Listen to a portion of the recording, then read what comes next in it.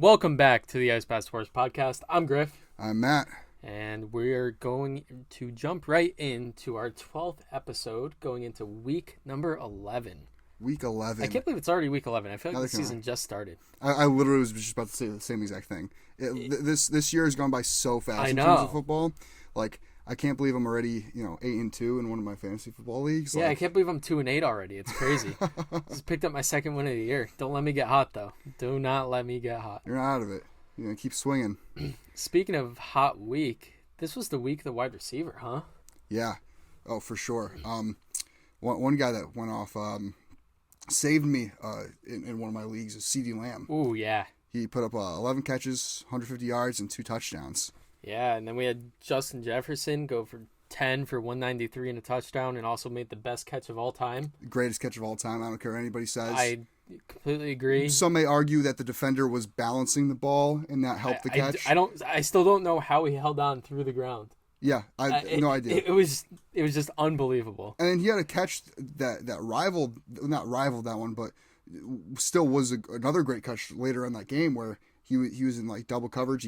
The ball was thrown perfectly split between the two defenders, and he caught it like right before it hit the ground. It was another amazing catch. Like Stephon Diggs had a really nice catch in that game too. But other than that, we also had Christian Watson. He finally arrived. When he catches the ball, he's really good. Yeah. He only had 4 catches, but he made the most of that. His first 2 targets of the game were both drops. So that wasn't. He's still got that drop issue, but Aaron Rodgers, he's still going to him. He knows he has to trust the younger guys. And I think this is a big confidence boost for Christian Watson. He had 4 for 107 and 3 touchdowns. And, he had a really big game. Another guy that had a big game, kind of an unsung hero. Everyone kind of made fun of this signing in the offseason, but Christian Kirk. He went for 9 catches, 105 yards, and 2 touchdowns. He's been solid. He's been a top 10 receiver this year. Which, I mean, you wouldn't know because you don't really hear any headlines about Christian Kirk, and the Jaguars, haven't really been the most successful, so it doesn't really, make headlines. But he's been good. He's been really good, and quick shout out to Nick Westbrook-Ikhine. He had 5 for 119 and 2 touchdowns. I don't know if he'll repeat that, but hey, shout out Nick. Yeah, I feel like Nick Westbrook-Ikhine has one of these games that like every year. Every year he has this huge game, and everybody goes out on waivers. It's like, oh no way, I got the next up and coming Titans receiver, and then he averages like 4 points a game going forward. I just can't trust any Titans receiver, honestly. No, when you're on an offense that you can't get production out of Robert Woods, that's a little scary for me. In the receiving game, at least, their run game is terrific. Yeah, but I mean, their coaching is just unbelievable. Mike Vrabel just deserves so much credit. The team's just counted out week in and week out, and they're fighting. They're pulling off wins. And, yeah, who's not a great coach, though? It's Josh McDaniels. How do you confidently say that you still believe Mark Davis? This is a message from Mark Davis. How do you still confidently believe in Josh McDaniels after you send him out there and he loses to a head coach that had no prior coaching experience aside from high school in Jeff Saturday? He was a terrible high school coach. Yeah. He wasn't even a good high school coach. How do you... Okay, it's infuriating that this guy still has a job. I'm pretty sure, like, what are they, 2-7? 2-8, 2-8, something like that. 2-8, 2-7. So, they have 2 wins on the year. They have 2 wins on the year. Yeah. They were a playoff caliber team going into the year, and now you have two wins. You're a bottom 5 team in the league, and you're trying to tell me that I still believe in the coach. I think he's doing a good job. He's not. He's not at all. He's doing a bad job. No, and I feel bad for Derek Carr because he kind of went in and took the blame for that. Yeah. And he kind of has to, I guess. But you got Devontae Adams talking trash about his teammates now. Like it's a whole mess in Vegas. Yeah. Moving the team to Vegas was a mistake, I think. Yeah. I think there's too many distractions in Vegas that probably aren't getting picked up this year from that team. But it's an organization where you don't need extra distractions. You can't keep a first round pick on the team because they can't stay out of jail. Yeah, I mean, we touched on this last week, but not keeping and retaining Rich Bisaccia. Oh yeah, was the biggest mistake they could have made because the players were fighting for him. They were rallying for him. It was they believed in the team, and now it's just the team looks lifeless out there this season. They really do. I mean, I don't know what Josh McDaniels has done, but he has sucked the life in the game out of all these guys. And it's like, yeah, you got guys like Josh Jacobs still putting up fantasy numbers, Devontae Adams still putting up fantasy numbers, but like. Aside from that, I mean, they're just going out there and going through the motions. They're not playing with heart. No, they're really not. The team's a mess. And quick shout out to Jeff Saturday, real quick. I mean, yeah, you come in. I trashed on him last week, but he did gain some of my respect this week. He did, and he goes into his presser and announces Sam Ehlinger as the starting quarterback. And come Sunday, out comes Matt Ryan. Matt Ryan taking starting snaps. I don't know what the hell happened there, but Matt Ryan as your starting quarterback, I guess it provided another spark to the team. I think they definitely needed a change. Frank Reich is still a great coach, and we talked about it that he was never in a great situation because of Jim Irsay. Right. I think Irsay is just too hands-on with the team.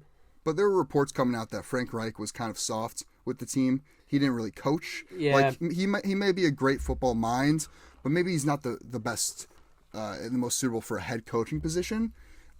Just because they had said that Saturday went out there and made them rerun the same play like 10 times in a row because they kept getting it wrong, and there were reports that somebody from the locker room had said that they had never done that under Reich.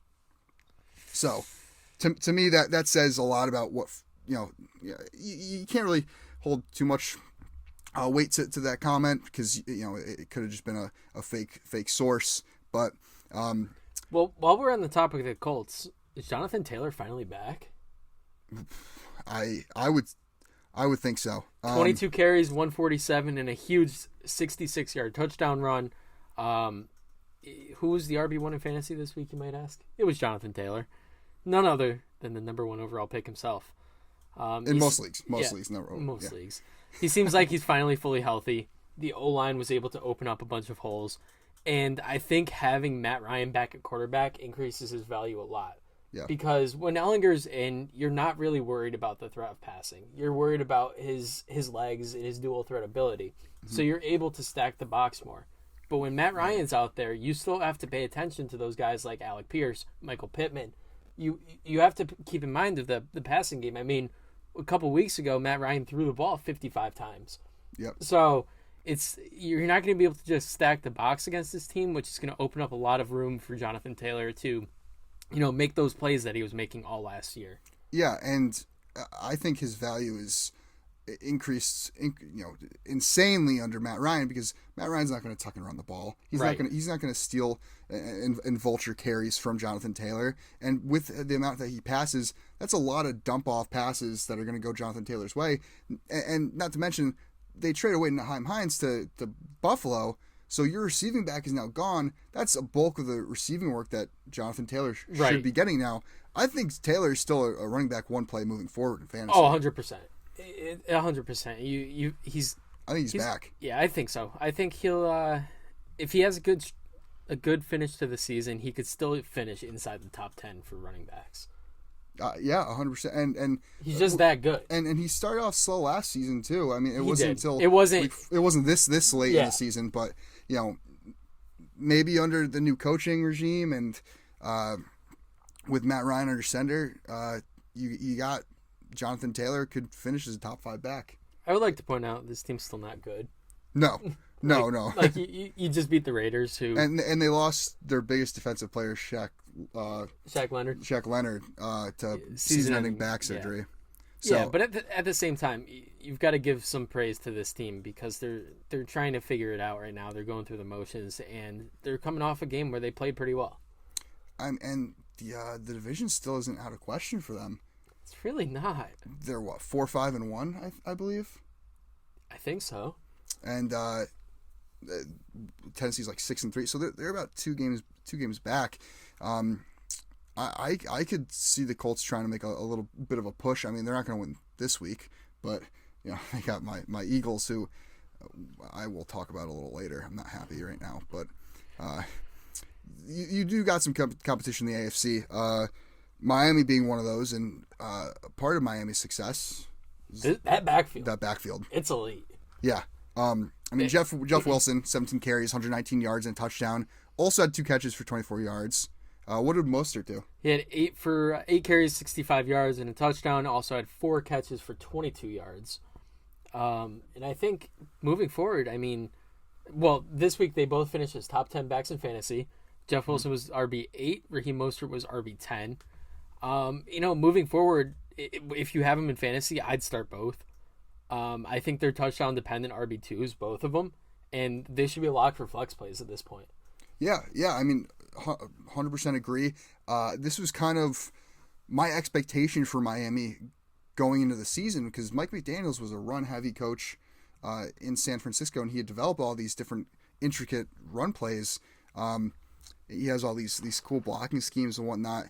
I fully think that if it was a single back in this backfield, if it was just Mostert or it was just Wilson, there would be probably a top 10 fantasy back. I agree. Like every week, but they do hurt each other a little bit.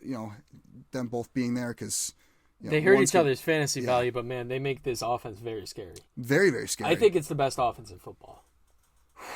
That's a bold take. I would disagree. I say Minnesota's probably still got the best offense. It's so hard. Not many teams have 2 corners that can lock up Tyreek Hill. No, you're right. And Jalen Waddle. Yeah. And you add a piece like Jeff Wilson that makes this backfield so much better than when they had Chase Edmonds. Edmonds was great in Arizona for a little while, just never really hit the ground running in Miami. And you have Mostert and Wilson to complement each other.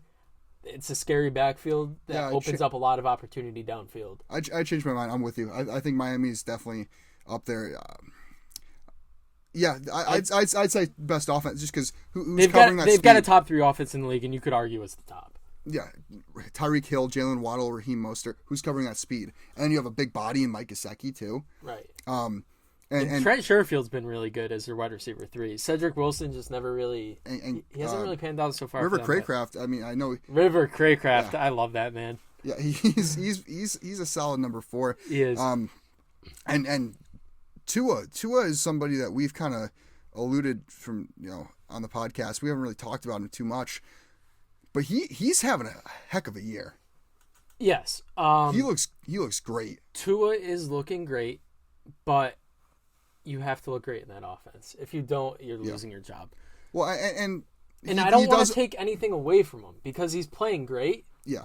But at the same time, like, you've got Tyreek Hill, Jalen Waddle. You've got the weapons around you to have the best offense in the league. You have to. You should be playing at an elite level. He should, and I believe I want to say I saw a stat the other day that the Miami Dolphins receivers led the league in underthrown passes. Yeah, they did. So Tua, as great as he's been, as consistent as he's been, and accurate, he still doesn't have that arm. He doesn't. It's looked a lot better than what I thought it would, though. It has, but I still see a couple underthrown passes a game at the very least, and I think that may bite them, in the rear end. He has been very good at protecting the football, though. He hasn't thrown a pick since he came back from the concussion. Yeah. He's been terrific. So you put him, in that offense, and you're 100% right. They do have a top offense in the league. Yeah. And I do want to give one honorable mention before we hop into our picks for Week 11. Justin Fields. Yeah. Justin freaking Fields, dude. He puts up a huge week, 2 weeks ago, and then this past week he does it again. He repeats. He has another big week, and he's 6th in rushing yards in the league. Is he really? I'm pretty sure. He's. That doesn't shock me, because he had the huge. Look it up. I know he's top 10, but I'm almost certain that he is 6th behind Dameon Pierce for overall rushing yards. Where is he? Right there. Justin Fields. Am I blind? Oh yeah, right below Yeah. Dameon Pierce. 1, 2, 3, Over 700 4, rushing yards He so is far six. through the season. 749 rushing yards. That's ridiculous. He's an RB1. He's an RB1 that throws the ball. He sorry. Right now he's got to be the QB1, right? Yes. He's like Lamar Jackson was a couple of years ago. Yeah. Like MVP level Jackson. Yeah, fantasy wise, he's got to be the top quarterback right now. Yeah, that's what I'm saying. Yeah. He's an every I mean, he week started off. He's not going to be ranked number 1 right now because he's number 4 right now because he started off with 12-3, -7, -1, and then ever since then, I mean, he's just been ridiculous. Yeah, he's been nuts, and so I mean, I was pretty confident in his matchup this week. I played him over Josh Allen. Yeah, I don't blame you. I mean, Josh Allen, I was a little With the wary elbow, about with the elbow. I also had Dak in that league, but I picked up Fields. I was like, I'm going to start Fields this week with the matchup, and it paid dividends. So shout out Justin Fields. Keep doing what you're doing. Keep balling out. Like we said last week, he looks like the best quarterback out of that draft class. Yeah, I still wish he was a Jet.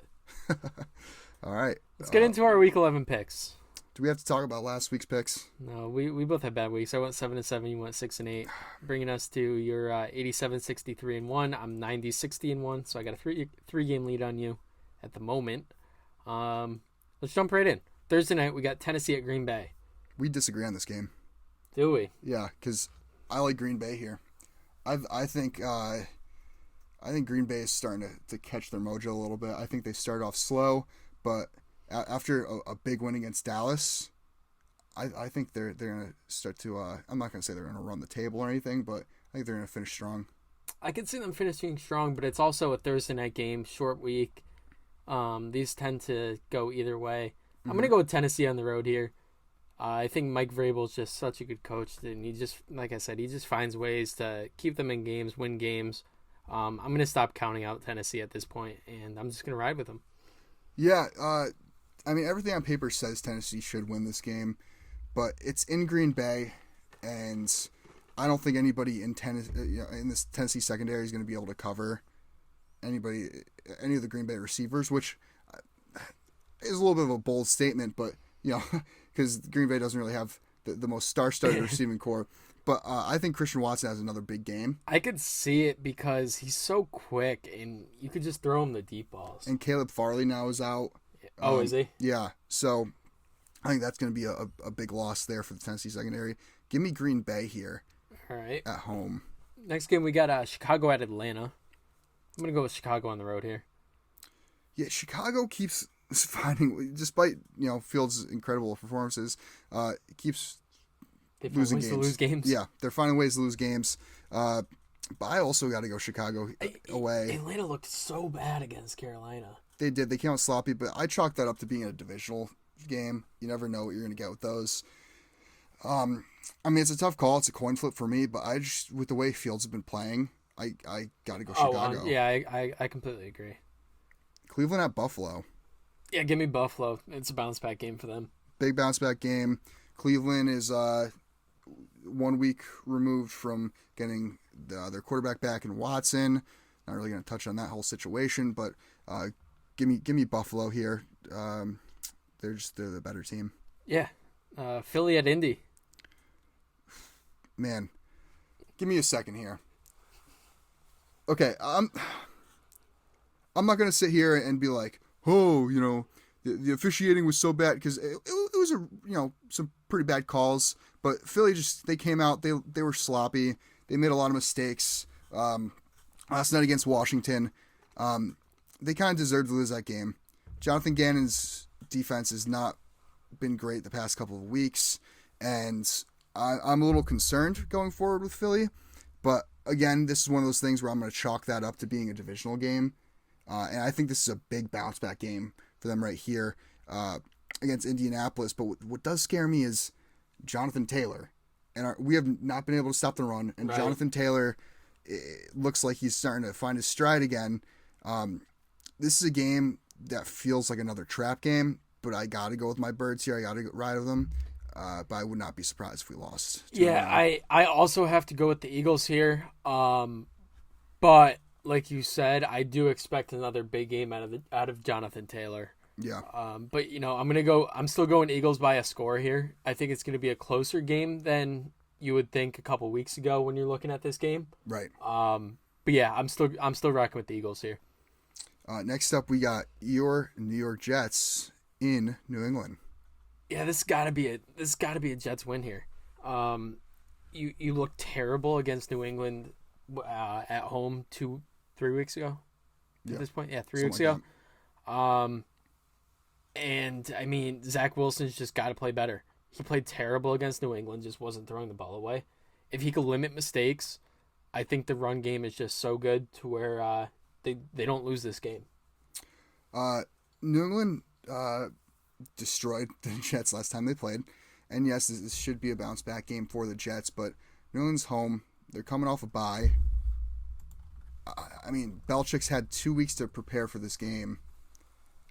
I don't see how you can't go with New England. I obviously know you're going to ride with your boys, but I got to go New England here. Everything on paper says New England should win this game. I'm kind of mad at you. Why?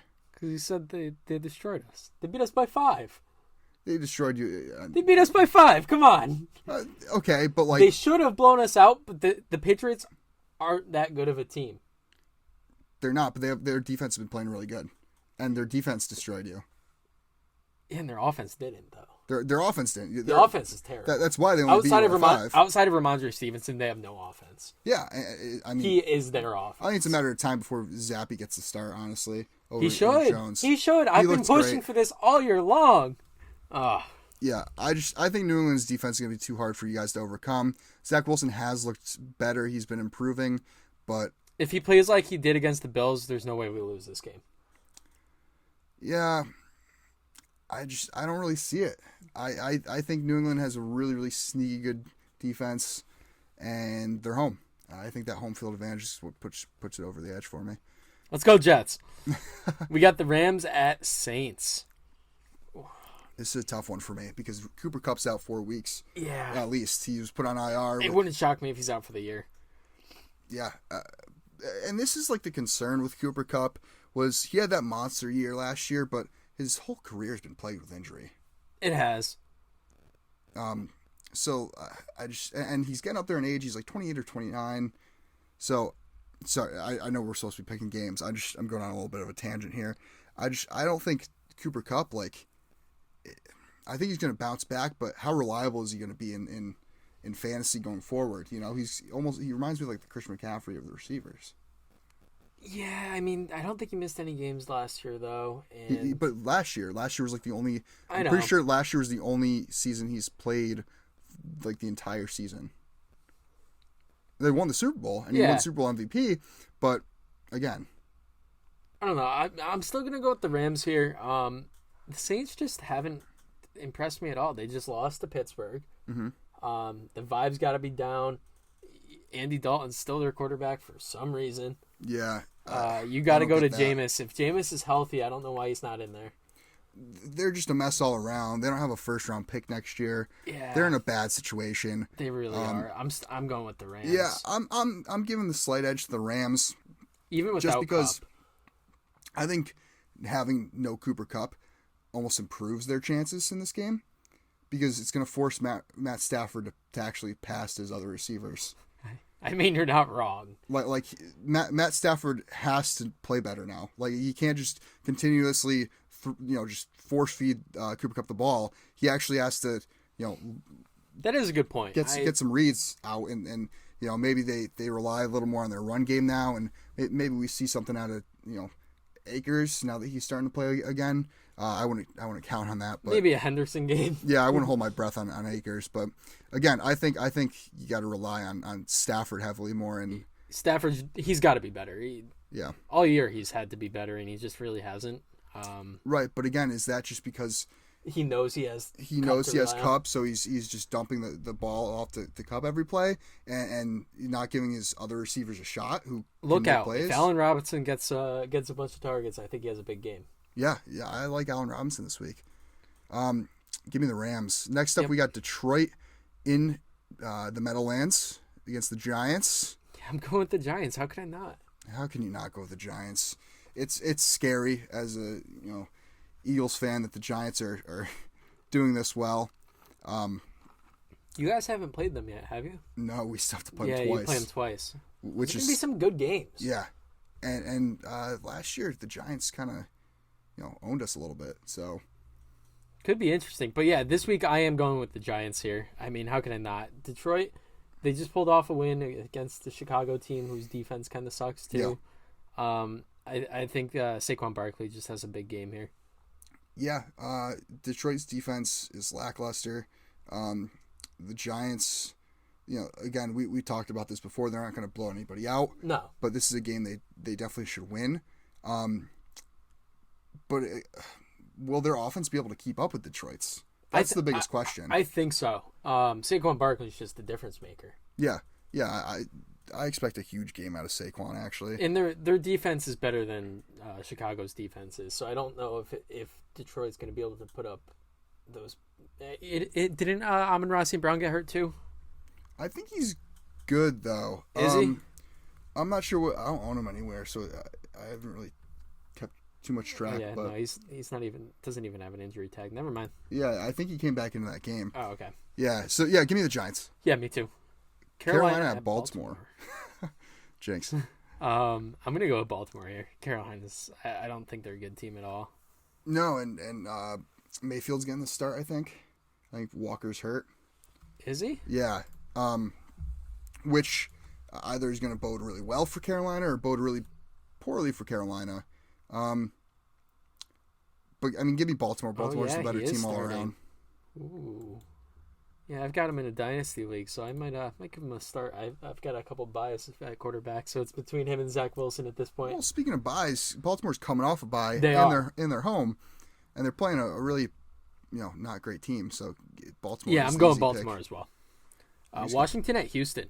Washington's coming off a huge win. Gotta ride the hot hand. Give me Washington. Washington's won 4 out of the last 5 games. Heineke's still got to be their quarterback, right?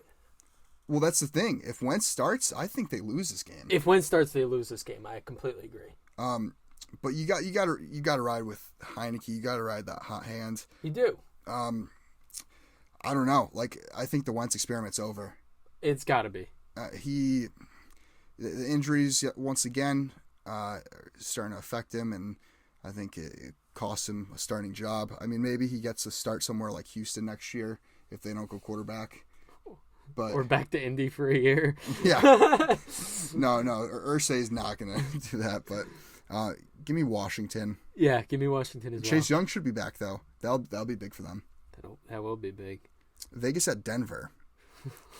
Oh man, what a not great game to watch. Oh man. I don't think you could pay me enough money to watch this game. Give me Denver, I guess.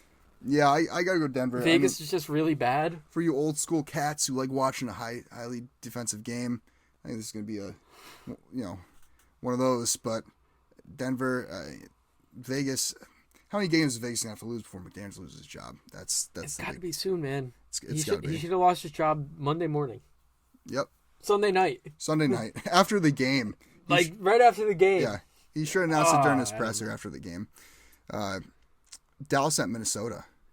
Yeah, I'm gonna have to go with Minnesota here. Dallas coming off a tough loss against Green Bay. Minnesota coming off the weirdest game, one of the weirdest games I've ever seen. But one of the most electric games I've ever seen. We didn't even talk about that. No, we didn't. That Buffalo Minnesota game was crazy. It was insanity. So right after Cousins got stopped at the 1 on 4th down. After they reviewed it, I started walking upstairs. I was going to go throughout the game upstairs while I was doing some homework. And I hear my dad going crazy. I'm like, what happened? I almost slipped up there. I was like, what happened? And he was like, they just scored. I was like, what? Wow. Josh Allen fumbled a snap. Yeah, at the 1 yard line. Which you're better off taking the safety there, but at the same time, I get it. You don't want to. No, but a QB sneak most of the time works. The center was the one that kind of fumbled the snap. If you looked at the replay a little closer, yeah, he didn't get to Allen right, and Allen kind of fumbled it obviously, and that caused the defensive score. But then Allen, man, I hate to say it, but is he a choke artist? He has never won an overtime game. Yeah. Like, he puts up numbers. He wins games until they go to overtime. It was an impressive drive to get to overtime, though. Yeah, no, 100%. Although that was terrible defense. But then he threw a horrible pick in overtime to throw the game away. Why are you playing prevent defense when you have that much time left? That didn't make sense to me. The defense from Minnesota there on that last drive was just bad. Well, it doesn't matter because they ended up winning the game. They did end up winning the game. Shout out Pat Pete. But back to the Dallas-Minnesota game. This is another coin flip for me. I initially had Dallas, and I think Dallas is going to win this game, but I am taking Minnesota to play the defensive play because Minnesota should win, and I can't have you picking up another game on me for this season. So I defensively took Minnesota. I like it. All right, we got Cincinnati at Pittsburgh. Pittsburgh coming off a big win. I mean, hey, they got Watt played, right? I didn't watch the game. Watt played. Definitely was a big factor on that defense. His presence was felt, and I think it will be again against Cincinnati. Not Seattle. What am I saying? Minkah Fitzpatrick was out, though, I'm pretty sure, against the Saints. Yeah. If they get him back, this could be an upset special. You think so? I really think so. Cincinnati's defense has not looked that great this year. No, they haven't. And neither is Cincinnati's offensive line. But, well, that could be big. That's with TJ Watt back. And now you got TJ Watt back. They're still without Jamar Chase. They are. So, and I don't know, man. Like, I just can't trust Pittsburgh's offense. Their defense is going to keep them in the game, but I don't think the offense is good enough right now to win them the game. Right. I think it will be a closer game than people expect. I think it's going to be a really close game. I got to go Cincy here. I'm going Cincy in a close one. Yeah, but it would not shock me to see Pitt pull the upset. Yeah, I've seen crazier things. Kansas City at the LA Chargers. Yeah, Sunday Night Football. That's actually a great Sunday night game. That should be a really good Sunday night game because the Chargers held their own against San Francisco. They held their own against KC earlier in the year, too. Yeah, despite not having Mike Williams or Keenan Allen, I mean, Herbert's a really good quarterback. He just does not have a good coach. I don't think Brandon Staley is all that great. I think he's got to go pretty soon as well. I don't think he's in dire need of losing his job like Josh McDaniels is, but Brandon Staley, I think, is kind of holding the Chargers back a little bit. I still got to go KC. KC looks unreal. They look unstoppable. Yeah, I'm going KC as well. I don't see many teams stopping them right now. No, not at all. And Monday night, we have San Francisco, we just talked about, in Arizona. Yes, give me San Fran. San Fran. I'm reluctant here, but I got to go San Fran as well. I'm not reluctant. That was one of my easiest picks of the week, honestly. Really? I am so high on San Fran right now, and it could come back to bite me, but I think San Fran is one of the best teams in football. I thought that until I saw that they barely won against the Chargers. The Chargers aren't like a pushover team, though. That's the thing. They're not a pushover team. Like they've got a solid defense. They play to the level of their competition, the Chargers. They do. But I think San Fran does too. Yeah, I mean that's kind of been their problem the last couple of years is playing to your competition. And it's Arizona's home. You know, Arizona's fighting to stay alive in the playoff hunt. I mean, this is a big game for Arizona, so I think it's not going to be blow up by any stretch. I got to go San Fran on paper just because I don't think Arizona's going to be able to stop all their weapons. Mm-hmm. But I think this is going to be a really close game. I'm still going with San Fran, and I don't think it's going to be very close, but we'll see. All right, and that brings us to the waiver wire watch. Waiver watch time. I'm going to kick it off with a guy making the list for the second straight week, Donovan Peoples-Jones. DPJ. He's only rostered in 50% of sleeper leagues, and he's put up double-digit fantasy points in 4 of his last 6 games. He's coming off a game where he had 9 targets, and he was the clear deep ball favorite for Jacoby Brissett. He's really carving out a role in this offense. It could be a very strong flex play with wide receiver 2 upside moving forward. I think he's touchdown dependent wide receiver 2. And I think you could start him at flex moving forward, especially when the Browns get Watson back in week 13. Yeah. I think the bigger arm from Watson will open up more plays downfield for DPJ. I agree with that. We have another receiver on the list as well, and as we know, Cooper Kupp has been placed on IR, so it wouldn't be, and as you said, it wouldn't surprise us if he doesn't return this season. But this opens up playing time for other receivers in the Rams offense. Van Jefferson being probably one of the bigger beneficiaries of this injury. Beneficiaries, yeah, that's the word I was looking for. Again, can't talk. Jefferson caught all 3 of his targets for 27 yards in a score against the Cardinals, but he also provides the big playability for shots downfield.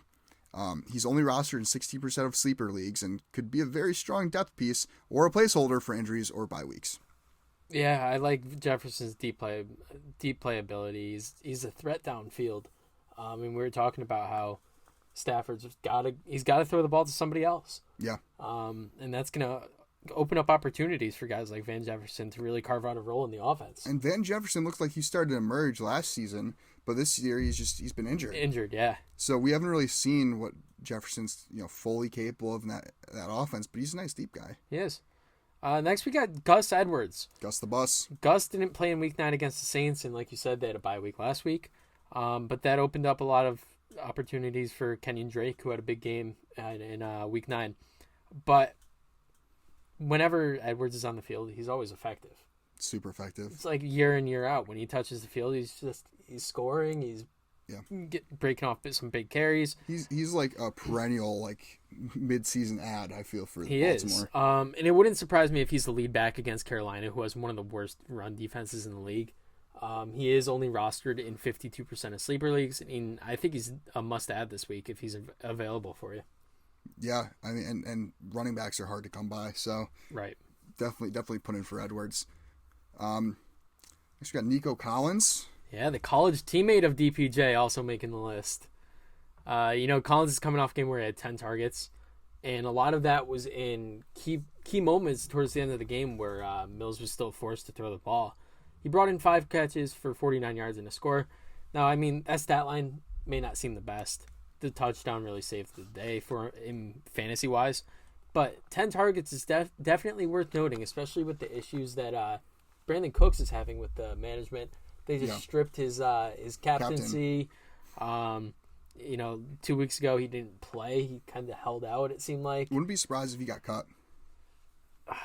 They have too much money tied up in him moving forward, though. I think he's still got 2 years left. That's the thing. Yeah, but, I mean, with a relationship that bad, sometimes you just got to cut the ties. Yeah. Kind of like what the Giants might do with Kenny Galladay. Kenny Galladay, yeah.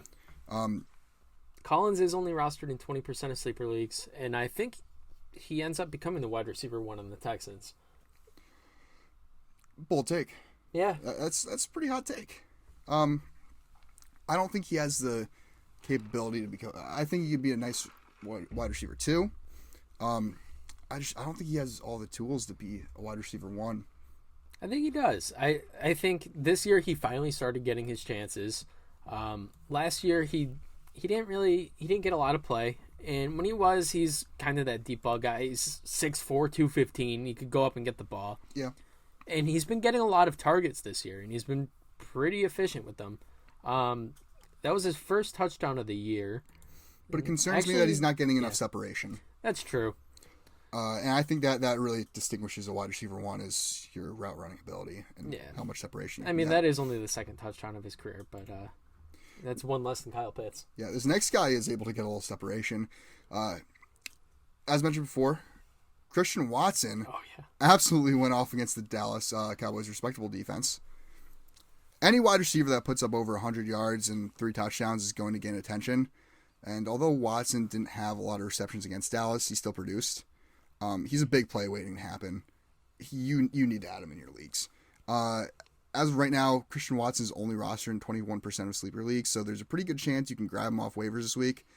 And it looks like he's starting to gain the trust of Aaron Rodgers a little bit. He's starting to get more targets. Yeah, he did have definitely a nice pickup. I believe he had 8 targets last week, which is, I mean, for a guy that has some drop issues, he's still got the trust of Aaron Rodgers, because, I mean, Aaron Rodgers really has no choice but to trust anyone. Right.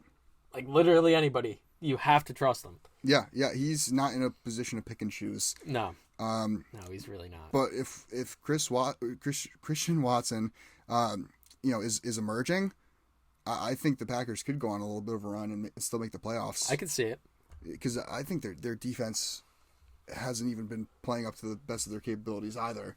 Right. You have a lot of talent on that team, and losing Rashawn Gary does hurt, but yeah, they do have some guys that will step up.